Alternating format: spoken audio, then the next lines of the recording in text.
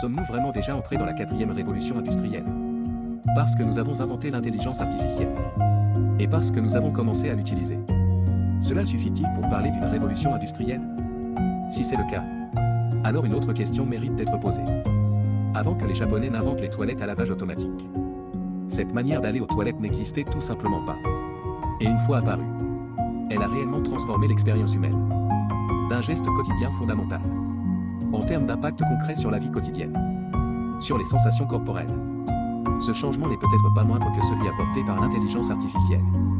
Si le fait de modifier notre manière de vivre suffit à constituer une révolution, alors, en théorie, la transformation de l'expérience après être allé aux toilettes ne devrait-elle pas être classée avant l'IA? Ou bien imaginons, quelqu'un invente un sèche-cheveux fonctionnant à l'énergie solaire. Pas besoin d'électricité, pas besoin de recharge. Il suffit qu'il y ait du soleil pour qu'il fonctionne. Devrait-on alors parler d'une révolution industrielle? Si chaque nouvelle technologie, ou chaque invention qui améliore clairement l'efficacité, est qualifiée de révolution industrielle, que reste-t-il réellement de la capacité de jugement de ce terme? Ainsi, la question n'a jamais été de savoir si nous avons de nouvelles technologies. La véritable question est celle-ci. Ces technologies ont-elles réellement transformé notre manière de ressentir le fait d'être humain? Pour comprendre les trois premières révolutions industrielles, il n'est même pas nécessaire de passer par l'histoire des technologies. Il suffit de les ressentir, à travers l'expérience concrète de la vie humaine. Avant la première révolution industrielle, les êtres humains échangeaient leur corps contre la survie. La quantité d'efforts fournis déterminait directement la quantité de nourriture obtenue. Mais avec l'arrivée de la machine à vapeur, les gens ont été confrontés à une vérité inconfortable. Leur corps n'était plus aussi indispensable qu'auparavant. Les machines pouvaient les remplacer. Elles pouvaient travailler plus vite, plus longtemps, et sans se fatiguer. Lorsque les chaînes de montage sont apparues, ce rapport est devenu encore plus clair. Ce n'étaient plus les machines qui s'adaptaient aux humains, mais les humains qui commençaient à vivre au rythme des machines. La deuxième révolution industrielle fut celle de l'électricité. On pensait que la technologie rendrait la vie plus facile. Mais le monde s'est soudain mis à aller beaucoup plus vite. Les lumières n'avaient plus besoin de s'éteindre. Les chaînes de production ne s'arrêtaient plus. Les êtres humains ont commencé à manquer de repos, de manière chronique. Peu à peu, on s'en rend compte. Ce n'est pas vous qui utilisez le temps. C'est le temps qui vous poursuit sans cesse. Puis est arrivée la troisième révolution industrielle. La numérisation. Tout devient disponible. Tout devient visible.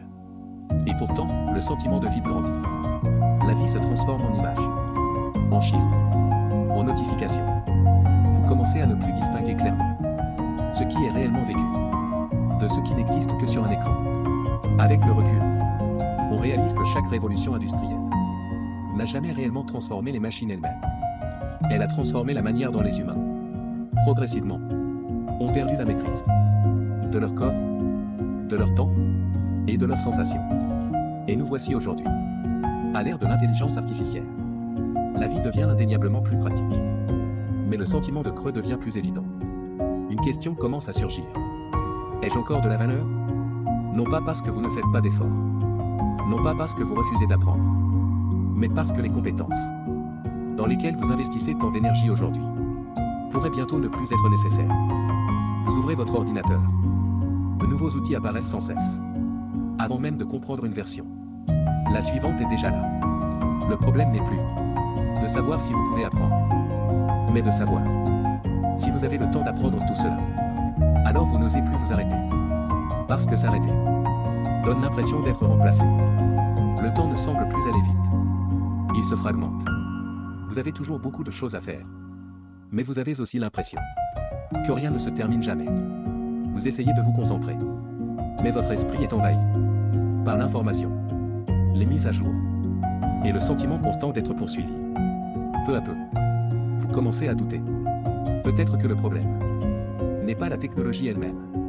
Peut-être que ce monde n'a jamais été conçu pour vous permettre d'être humain lentement. L'intelligence artificielle n'a pas créé une anxiété entièrement nouvelle. Elle a simplement poussé une inquiétude déjà existante à un point où elle ne peut plus être ignorée. Alors, lorsque certains affirment que nous sommes déjà entrés dans la quatrième révolution industrielle, ils parlent peut-être trop tôt. Une description plus juste serait celle-ci. La troisième révolution industrielle n'est pas encore terminée. des ordinateurs à Internet, d'Internet à l'intelligence artificielle. Nous suivons en réalité la même trajectoire technologique, accélérée sans cesse. Ce qui ne parvient plus à suivre, ce n'est pas l'innovation, mais la structure même de notre perception. Nous continuons d'utiliser d'anciens rythmes corporels, d'anciennes perceptions du temps, pour survivre dans un monde numérique qui fonctionne en permanence, sans jamais s'arrêter. Une véritable quatrième révolution industrielle ne commencera pas avec une nouvelle technologie. Elle exigera une condition essentielle, que les êtres humains retrouvent la maîtrise de la manière dont la vie est ressentie. Savoir quand on est fatigué, savoir quand il faut ralentir, savoir quand il faut s'arrêter. Si cette étape n'apparaît pas, la troisième révolution industrielle ne fera que se prolonger indéfiniment.